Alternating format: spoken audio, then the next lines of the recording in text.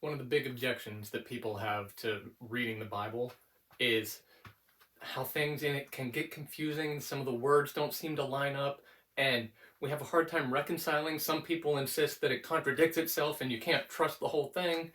And some people just get lost in it going, I don't understand how and so we tend to just give up. And I believe that what we're seeing in Scripture can be explained, and that it's a matter of we we struggle to have words to explain some things, and we've all experienced that. That you've got like an idea that you have a hard time putting fully into words, and you can't fully describe it. We know like a sunset is the classic example. Describe a sunset to someone who didn't see it, or better yet, to a person who's been blind their whole life and has never seen a sunset. What does that look like? It's so hard to describe a whole new, unexperienced thing. And that's what happens a lot in Scripture. I want to give a key example here that in Exodus chapter 24, there's a story where Moses and Aaron and actually a group of like 70 elders climb the mountain to meet with God on the top of the mountain.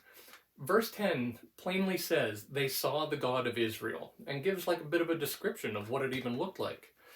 Verse 11 points out that God didn't harm them even though they saw him, because I guess that was a thing, and you're not allowed to see him. And there's a whole bunch of instances throughout Scripture that people are like, oh my gosh, I've seen God, I'm going to die now. That it's like it's too much. But verse 11 says they saw God, but he didn't harm them. And that's a really cool experience. But then we jump ahead to chapter 33. They've now got the tent of meeting, the tabernacle. It's a kind of a portable temple that they've set up. It's got the ark in there, the holy place, so that you don't have to climb a mountain every time you want to meet with God, which is convenient for Moses. And it specifically tells us, verse 11, that in there Moses meets with God face to face. I don't know exactly what that looks like. We don't get more description on that, but this is not just hearing a voice. He's meeting with God face to face.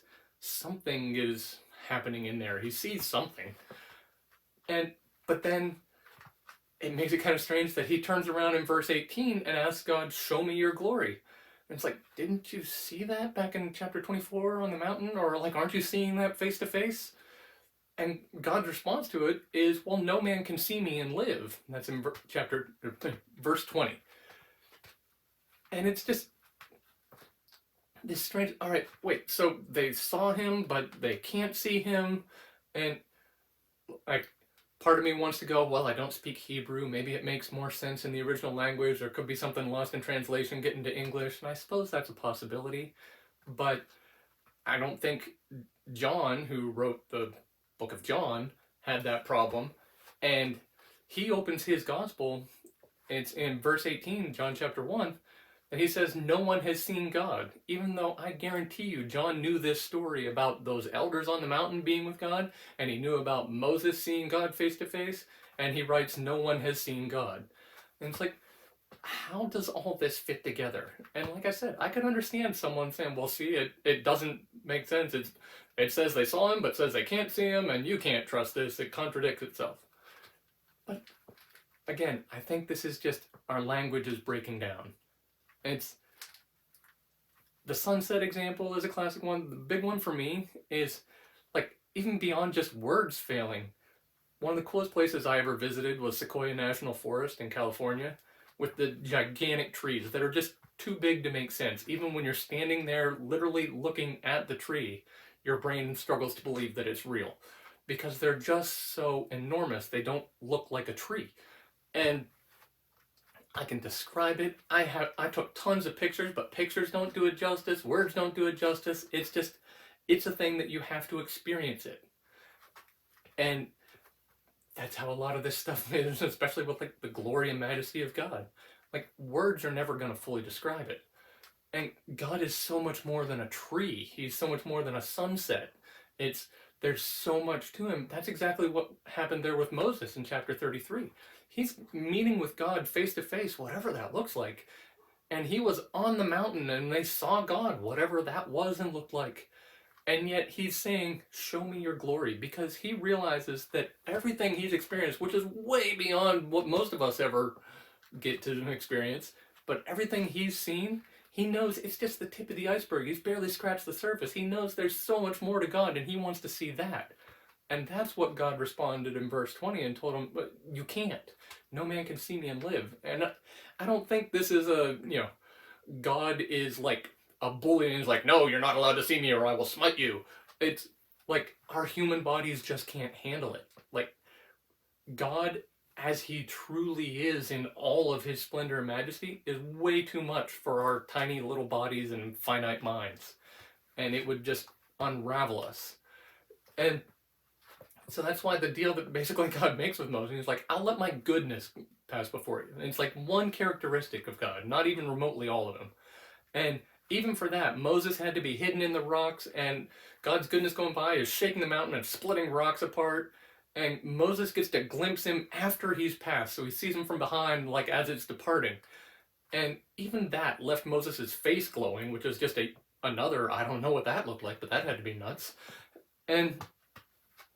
But it's just, there's so much more, and God is so much greater than we can possibly imagine, much less put into words. And it's okay for language to fail us in that. But even that, I think the language does make sense. It's, on one hand, it's saying that they saw God, they saw some tiny aspect, they saw something. But it's, God says, no one can see me and live because you can't see the real me, the all of me. And John said no one has seen God because no one has ever done that.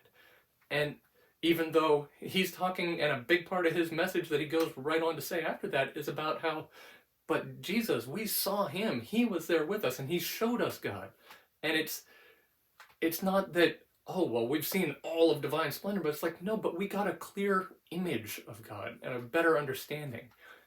And that's what this stuff is trying to show us, that there's stuff you can see, but there's stuff you can't. And you've never seen all of it, but you've seen some. And it all does fit together. And it's stuff that we understand. We've all experienced this, of having things that you can't fully describe, or having stuff that, how often do people say, it's like, well, I guess you just had to be there. And this is how it is, that there's so much more to God. And that doesn't mean that we should just, well, you can never learn it all, so why bother trying? There's always more. No matter what you've experienced, he's got some other aspect of himself that he can share with you. He's always got something else. You don't understand him yet, I promise you. There's more to him than you can wrap your mind around, and that's the point. He's always got something else. He's always able to become the next thing that you need. That's what he does.